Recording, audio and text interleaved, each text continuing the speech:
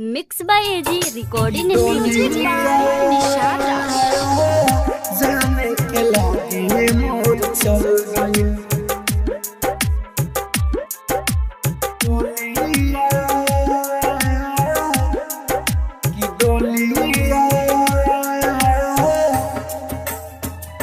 जाने के लागे मोर चल गई कि डोलिया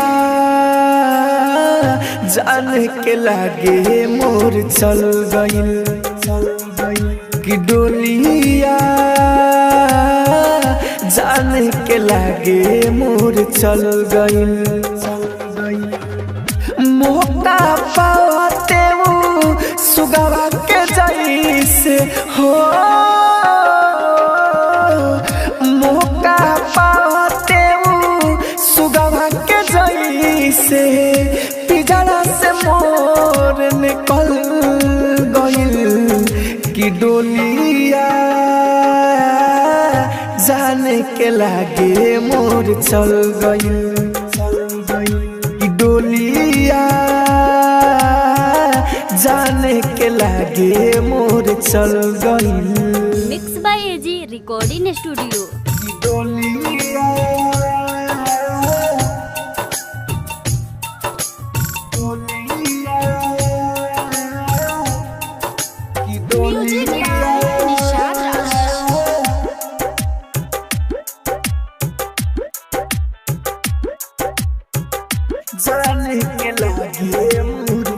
गौवा में नजर नहीं आवतारी जान हो केहू न कुछो बतावेला याद आवे जब जब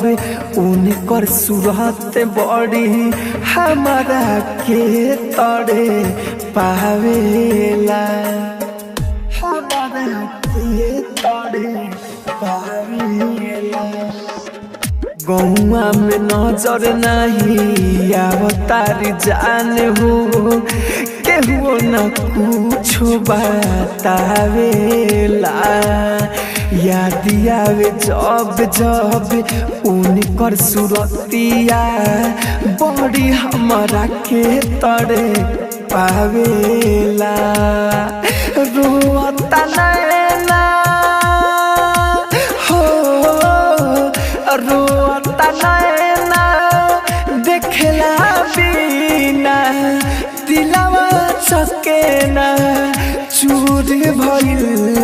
कि डोलिया जाने के लागे मोर चल गइल कि डोलिया जाने के लागे मोर चल गइल। आप सुन रहे हैं एजी एंटरटेनमेंट की धमाकेदार प्रस्तुति।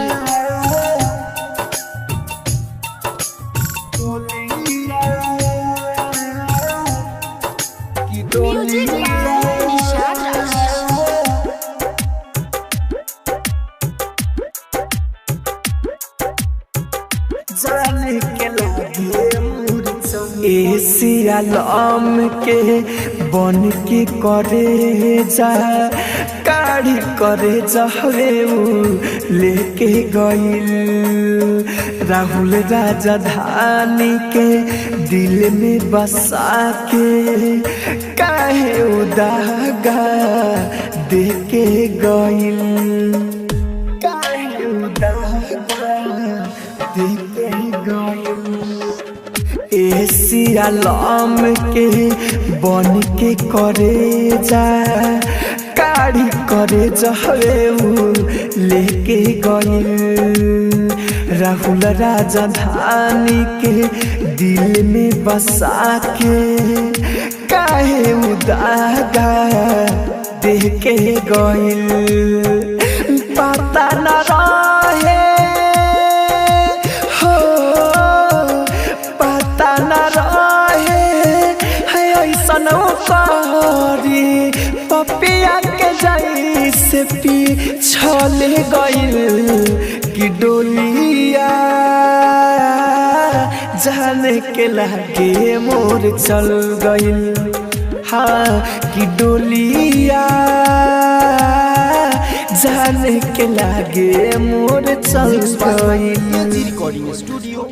रोशनपुर सपहा।